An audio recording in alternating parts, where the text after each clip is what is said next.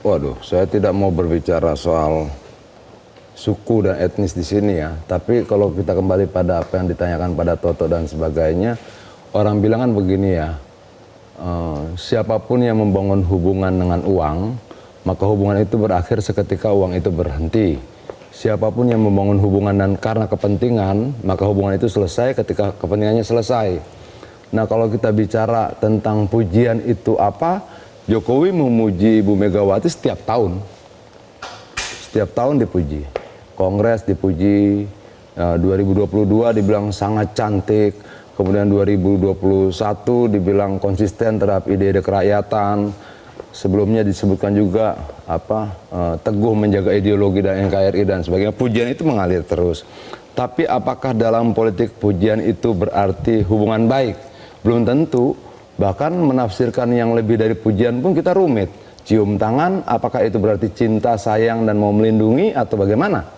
Nah, itu kan tidak ada kepastiannya. Tapi yang saya pikir bahwa apa yang akan terjadi ke depan akan sangat mempengaruhi hubungan itu sendiri. Kenapa? Hubungan antara Prabowo sebagai presiden terpilih melalui pemilu kemarin dan Jokowi yang menyelesaikan jabatan sebagai presiden tanggal 20 Oktober pasti sangat berpengaruh. Bagaimanapun juga, setelah tanggal 20 Oktober, menurut saya, maka Prabowo akan berkomunikasi, akan bernegosiasi tidak lagi dengan Jokowi, tapi kepada seluruh partai politik yang punya kursi di parlemen. Kenapa? Karena memang itulah mekanisme ketatanegaraan-nya. Bagaimana merumuskan anggaran, bagaimana membuat undang-undang pasal per pasal, tidak lagi dengan presiden yang sudah turun, tapi dengan anggota DPR RI yang ada di parlemen dari partai-partai yang punya kursi di parlemen. Nah, apakah itu berarti renggang? Ya tidak renggang, sudah berakhir saja hubungan itu gitu loh. Per 20 nih kalau menurut Bang Adian, 20 Oktober nanti setelah Prabowo dilantik. Begini, misalnya gini, untuk sekarang karena situasi Jokowi masih punya kewenangan secara regulasi konstitusi untuk mengusulkan undang-undang, menandatangani undang-undang, ya pasti Prabowo tetap akan tanya pada Jokowi.